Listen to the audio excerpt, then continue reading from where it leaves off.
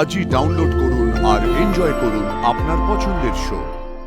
আমার এগেনস্টে আজ অবধি কোনো ডিফেন্স লয়ার জিততে পারেনি, কিন্তু আপনি ওকালতি না পড়েও আজ আমার এগেনস্টে জিতে গেলেন।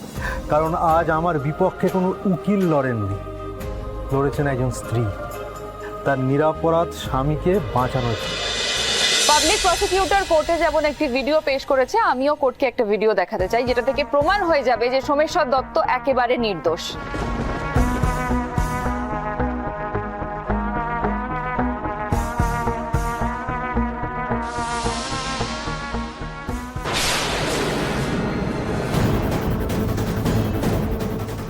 গোডাউনে আর মারলেই তো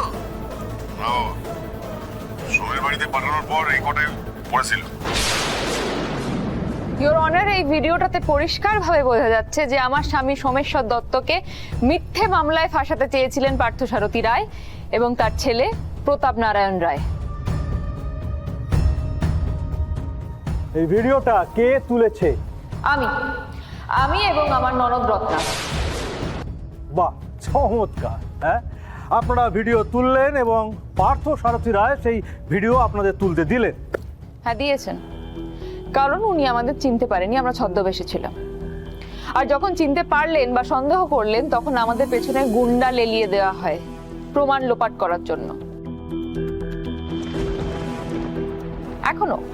এখনো প্রতাপ নারায়ণ রায় এবং তার গুন্ডারা কোর্টের বাইরেই দাঁড়িয়ে রয়েছে আমাদেরকে ধরার জন্য। আমরা অত্যন্ত লুকিয়ে, অত্যন্ত কষ্ট করে এই কোর্ট অবধি পৌঁছেছি। আপনার যদি বিশ্বাস না হয় ইওর অনার, আপনি লোক পাঠিয়ে বাইরে দেখে নিন। আচ্ছা সঞ্জয় বাবু, সোমেশ্বর দত্তর বাড়িতে যে চোলাই মদ লুকানো রয়েছে, এই ইনফরমেশনটা আপনাকে কে দিয়েছিল? আমরা আমাদের ইনফরমারের রিপোর্ট কাউকে দিই না ম্যাডাম। কিন্তু আমি বলছি ইওর অনার, এই ইনফরমেশনটা ওনাকে দিয়েছিল পার্থসারথী রায় এবং প্রতাপ নারায়ণ রায়।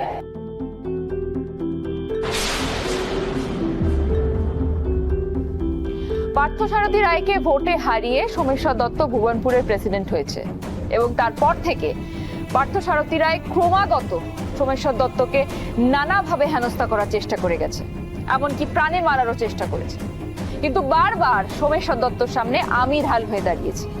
আর এবার কোনো পথ না পেয়ে সোমেশ্বর দত্তকে মিথ্যে মামলায় ফাঁসানোর চেষ্টা করা হয়, কিন্তু এইবারও সোমেশ্বর দত্তর সামনে আমি ঢাল হয়ে থাকবো।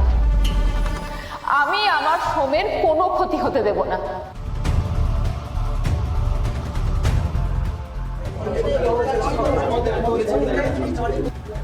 Order order order! সমস্ত সাক্ষ্য প্রমাণ ও বাদী বিবাদীর বক্তব্য শুনে আদালত তার সিদ্ধান্ত উপনীত হতে পেরেছে। আদালত তার রায় শোনাবে।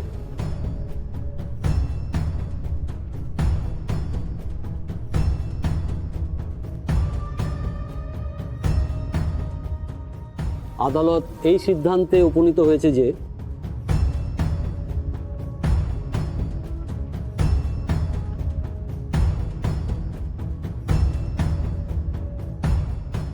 এক্সাইজ ডিপার্টমেন্টের দাখিল করা নথি ত্রুটিপূর্ণ। যে বেআইনি মদ বাজেয়াপ্ত করা হয়েছিল, তাতে এটা প্রমাণ হয় না যে অভিযুক্ত সোমেশ্বর দত্ত এই মদের ব্যবসা করেন।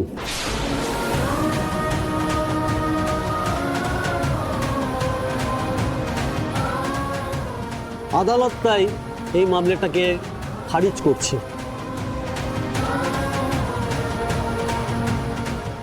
আদালত তাই পশ্চিমবঙ্গ পুলিশ, নার্কোটিক ডিপার্টমেন্ট ও এক্সাইজ ডিপার্টমেন্টের সাথে একত্রে নিরপেক্ষ তদন্ত করার আদেশ দিচ্ছে।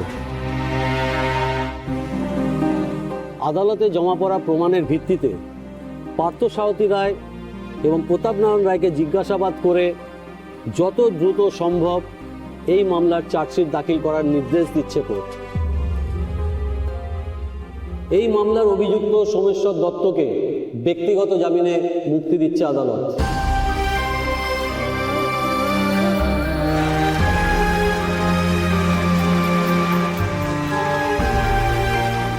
Order order! Silence please. যতদিন না মামলার নিষ্পত্তি হচ্ছে ততদিন পর্যন্ত তিনি লোকাল পুলিশ স্টেশনে নিয়মিত হাজিরা দেবেন এবং আদালতের অনুমতি ব্যতীত তিনি রাজ্যের বাইরে যাবেন না। আদালত এখানেই মুলতবি করা হলো।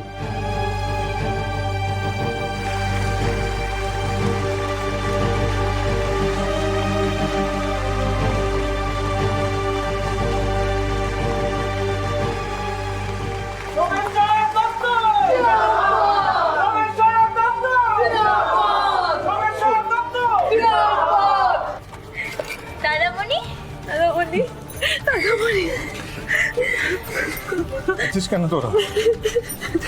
কাঁদিস কেন? কাঁদিস না, কাঁদিস না, কাঁদিস না বাবা। তোর দাদামণিকে ওরা ছেড়ে দিয়েছে। আমি তো ছাড়া পেয়ে গেছি, আমাকে ছেড়ে দিয়েছে ওরা। হ্যাঁ, আমি নির্দোষ। জয় মা ভুবনেশ্বর। কথায় বলে আইন অন্ধ। আমরা যারা আইনের রক্ষক মাঝে মধ্যে চোখে না কাপড় বেঁধে থাকি, তাই অনেক সময় সত্যিটা দেখতে পাই না। মাঝে মধ্যে আপনাদের মতন লোকরা এসে আমাদের চোখের বাঁধনটা খুলে দেয়, তাই অনেক সময় সত্যিটা অধরা থেকে যায়। ভুল ইনফরমেশনে ভুল অ্যাকশন নিয়ে ফেলেছিলাম, আমাকে ক্ষমা করবেন প্লিজ। আপনি আপনার কাজ করছিলেন স্যার, আপনার ওপর আমার কোনো অভিযোগ নেই। আশা করি আমার বিরুদ্ধেও আপনার কোনো অভিযোগ নেই। আসলে কি জানেন তো, আমার এগেনস্টে আজ অবধি কোনো ডিফেন্স লয়ার জিততে পারেনি, কিন্তু আপনি ওকালতি না পড়েও আজ আমার এগেনস্টে জিতে গেলেন। কেন জানেন? কারণ আজ আমার বিপক্ষে কোনো উকিল লড়েননি, লড়েছেন একজন স্ত্রী তার নিরপরাধ স্বামীকে বাঁচানোর জন্য। কোর্টরুমে যে প্রশ্নগুলো করলাম সেগুলো কিছু পার্সোনালি নেবেন না প্লিজ। আজ আসি। আর আমরা তদন্ত জারি রাখবো। আপাতত আপনার বাবা আর দাদাকে আমরা সাসপেক্ট লিস্টে রাখলাম, তবে আপনার সাহায্য কিন্তু আমার লাগবে। আমি যথাসাধ্য চেষ্টা করব স্যার। ওকে, ভালো থাকবেন, আসছি।